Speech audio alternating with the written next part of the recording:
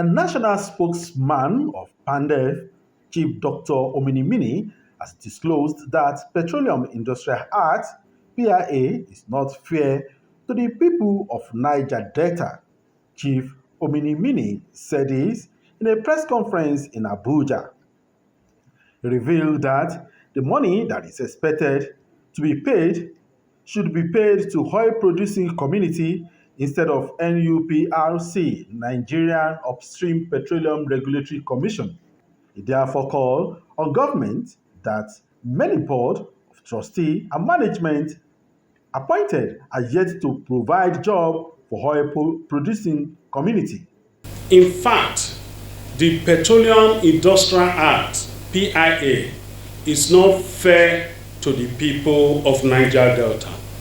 One would have expected that the Petroleum Industrial Act was brought about in order to make life more meaningful to the people of Niger Delta.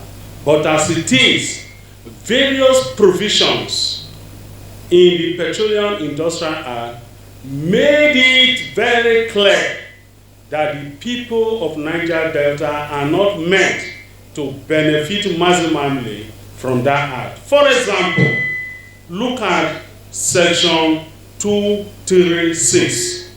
Section 236 made it very clear that the settlor, if found liable for non-implementation of the Petroleum Industrial Act, pays penalty to the NUPRC.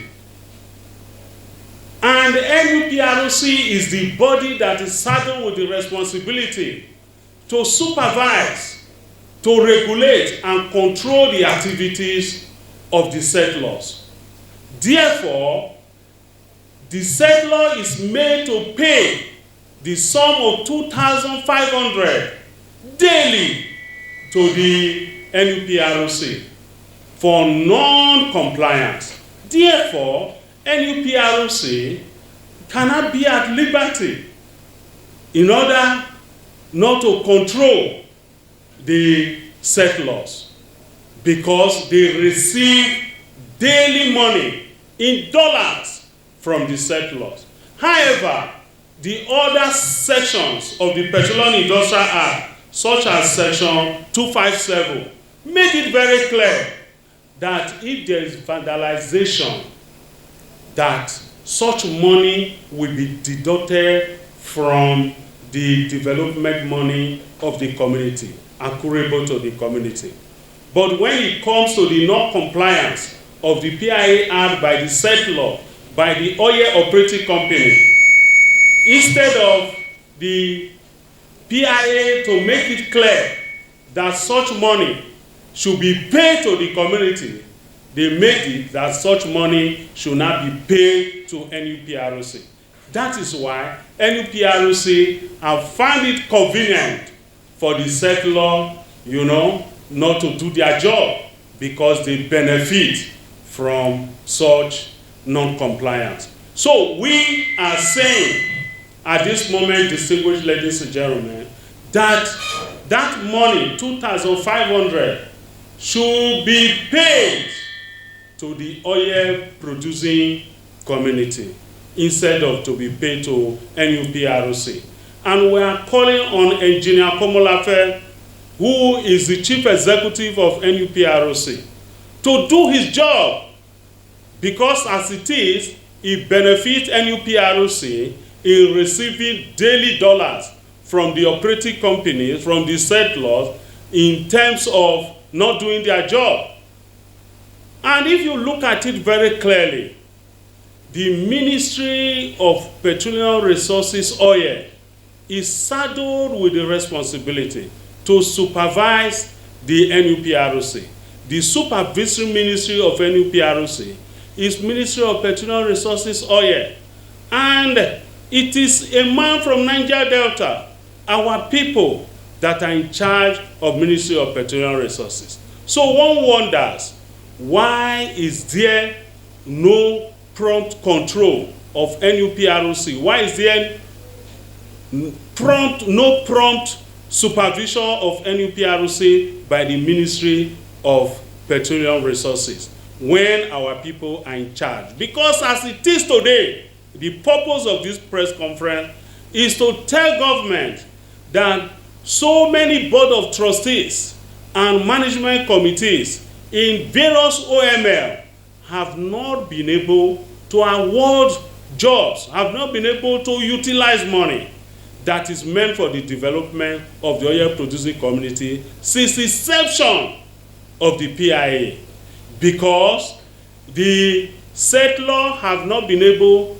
to provide the matrix, the sharing matrix for the various communities. So you have money lying fallow in banks that cannot be used by the board of trustees or management committee of the various OML. He called on the appointees of the president to do their job so that people can feel their impact. We are now calling on NUPRC and Ministry of Petroleum Resources, oil, to make sure they do the needful to rise up to their responsibility to ensure that the sharing matrix for the various communities are given to the board of trustees, because this is what is delaying the award of contract. This is what is delaying the various jobs to be done in the various host communities. For example, the OML 30, which is one of the largest OML in Nigeria, the sharing matrix has not been given to the board of trustees. I just use this one for an example. There are so many OML board of trustees where the matrix have not been given. For years, PIA has come into existence. So our people should rise up to their responsibility. And whom are these our people? Those people that have been appointed by Mr. President to be in charge of the various ministry, department, and agencies. We can no longer blame the North for the woes of Niger Delta only. Instead, we will also blame our people who have been appointed by Mr. President to do their job, and yet they fail to do their job. Having said this, Chief Ominimini called on federal government to budget for ports outside that of Lagos, like that of Warri, Onne, and others, to create jobs in South-South.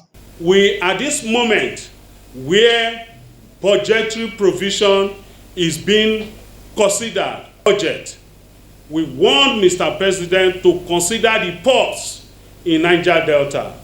The ports in Niger Delta are not working. The Sapele port should be revived.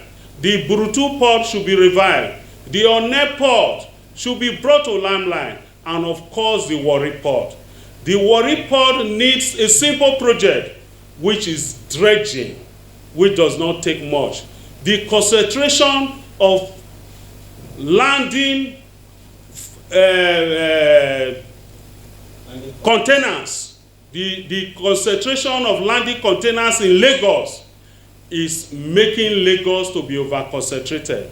If the ports in Warri, the ports in Koko, if the Burutu ports, the Onne ports in Port Harcourt, and the Calabar ports are revived, the activities in Niger Delta will come up in a large scale, and a lot of our people will be given employment. We are calling on government to do the needful. And in fact, of recent, the special assistant to the governor of Lagos State said that concentration of port activity should be only on Lagos. That statement is coming from the pit of hell.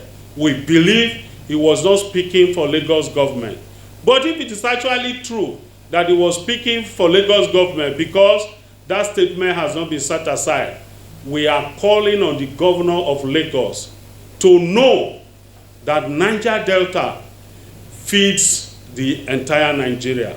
We are calling on the governor of Lagos to know that the people of Niger Delta have been so lenient, and Lagos does not have the sole right to have the activities of the Nigeria Port Authority. The whole of the coastal line in Nigeria, Niger Delta has the largest coastline. And we have port in Sapele, which has been moribund. We have port in Koko, we have port in Warri, you have port in Calabar, we have port in Port Harcourt.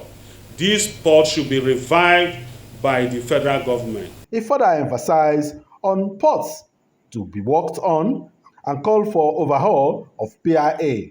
2026, we are calling on the federal government, now that the 2026 budget is being considered.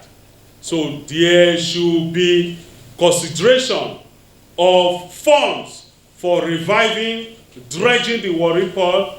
There should be funds for reviving the Sapele Port, the Koko Port, the Burutu Port, the Onne Port, and the Calabar Port. We are calling for the overhaul of the Petroleum Industrial Act, because that Petroleum Industrial Act did not consider the people of Niger Delta, a situation where 3% of certain fund is meant for development of projects in the oil producing community. 30% of certain fund, 30% is meant for exploration of oil in the frontier states, such as Sokoto, such as Maiduguri, such as Bauchi. The question we ask is this: every year, 30% of that fund is meant for exploration of oil in the frontier state.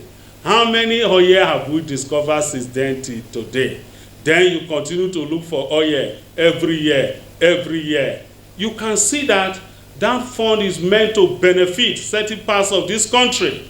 So while the area that suffers the brunt of the oil production, it is 3% that is meant for development of their community. Meanwhile, NUPRC is not doing their job. As we speak, since existence of the Petroleum Industrial Act to date, today being the 5th of December 2025, so many communities have not been able to access their money in order to embark on development by the Board of Trustees and by the Management Committee, simply because NUPRC has refused to do their job. And the settlers, the oil producing companies, have not been able to meet up with their part of the act to enable those projects to be awarded, because they need to give the what we call matrix, the sharing matrix, to the Board of Trustees to know what is entitled by each community from that money. And until that sharing matrix is given, there cannot be project. So those money are lying fallow in the bank, and inflation is also working on that money.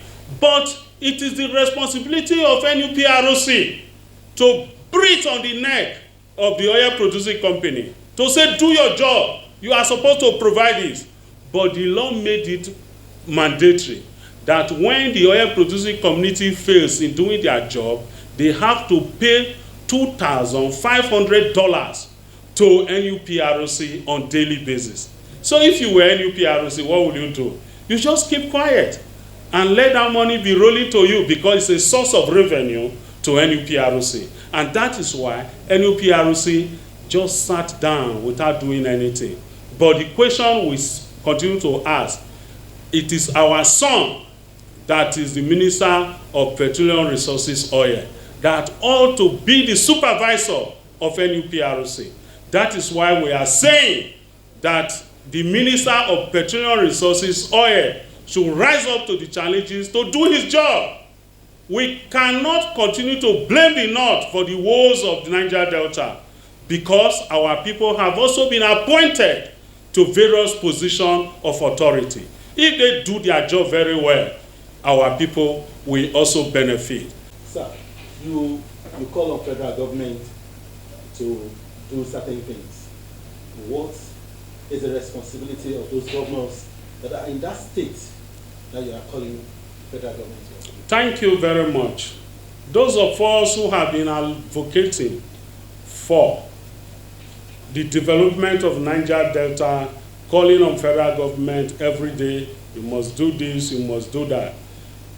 The time has come where we have to look inward as social apex body, the apex socio-political body of Niger Delta.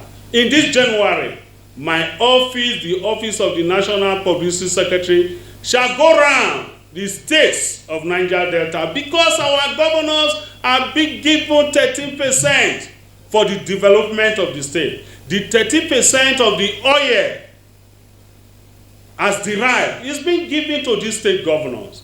We want to know what these governors are doing with this money. This money does not belong to the governor. It belongs to the state. What are they doing with respect to their Ministry of Agriculture? Everything you have at the federal here, you also have at the state replicated. You have Ministry of Agriculture, you have Ministry of Transport, you have Ministry of Economic Development, and you have Ministry of Education.